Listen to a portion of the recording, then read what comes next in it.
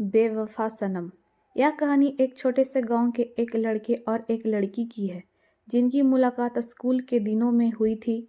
दोनों एक दूसरे से बहुत प्यार करते थे, लेकिन किस्मत ने उन्हें अलग कर दिया। यह कहानी प्यार, विश्वासघात और बेवफाई की गहरी भावना को उजागर करती है, जो दो दिलों को एक साथ जोड़ने के बाद उन्हें तुच्छ तरीके से अलग कर देती है। लड़का, जिसका नाम रघु था, एक समझदार और मेहनती लड़का था। वह अपनी पढ़ाई में बहुत अच्छा था और हमेशा अपने माता पिता का नाम रोशन करने का सपना देखता था। लड़की का नाम सीमा था। वह बहुत खूबसूरत और सरल स्वभाव की थी। सीमा और रघु की दोस्ती बहुत गहरी थी और धीरे धीरे वह एक दूसरे के प्रति आकर्षित हो गए। वे एक दूसरे के साथ स्कूल में समय बिताते, घंटों बात करते और एक दूसरे की खुशी में शामिल होते थे। उनके बीच का प्यार समय के साथ और भी मजबूत हो गया। कई सालों तक उनका प्यार बहुत ही सुंदर था। हालांकि एक दिन सीमा के जीवन में एक नया मोड़ आया। सीमा के माता पिता ने उसकी शादी के लिए किसी और लड़के को चुन लिया था, जो एक संपन्न परिवार से था और बहुत ही समझदार था।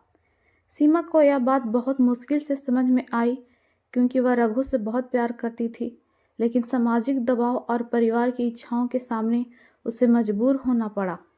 उसने रघु से मिलकर यह फैसला सुनाया, मैं तुमसे बहुत प्यार करती हूँ, लेकिन मुझे अपने परिवार का आदर करना है। यह सुनकर रघु का दिल टूट गया, लेकिन वह सीमा की इच्छाओं का सम्मान करता हुआ चुप रहा। सीमा ने अपनी शादी के लिए तैयारियां शुरू कर दी, लेकिन उसकी अंतरात्मा में लगातार यह सवाल गूंजता रहा कि उसने सही किया या नहीं। शादी के दिन सीमा ने देखा, वह रघु को दिल से नहीं भूल पाई थी, लेकिन समय अब उसके साथ नहीं था।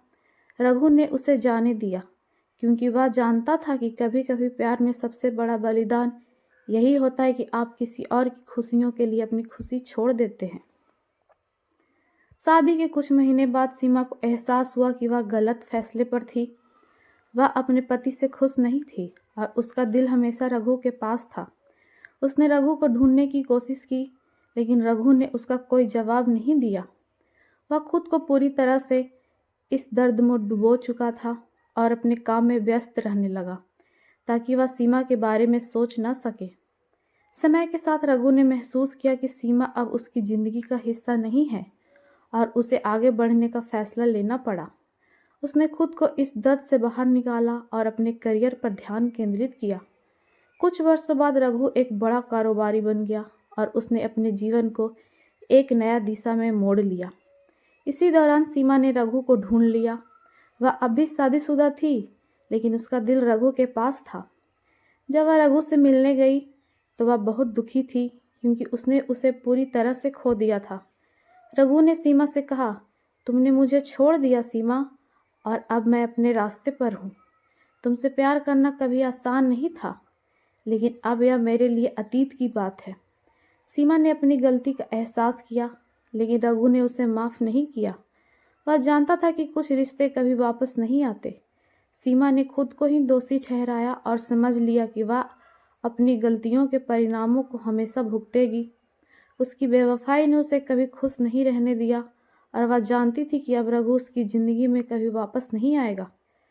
यह कहानी हमें यह सिखाती है कि कभी कभी प्रेम केवल दिलों का मिलन नहीं होता, बल्कि यह एक समझ, विश्वास और समय का भी परिणाम होता है। जब हम अपनी इच्छाओं को दूसरों की खुशी पर प्राथमिकता देते हैं, तो हमें इसका परिणाम भुगतना पड़ता है। प्यार कभी अकेला नहीं होता, और जब वह टूटता है तो दर्द अनमोल होता है।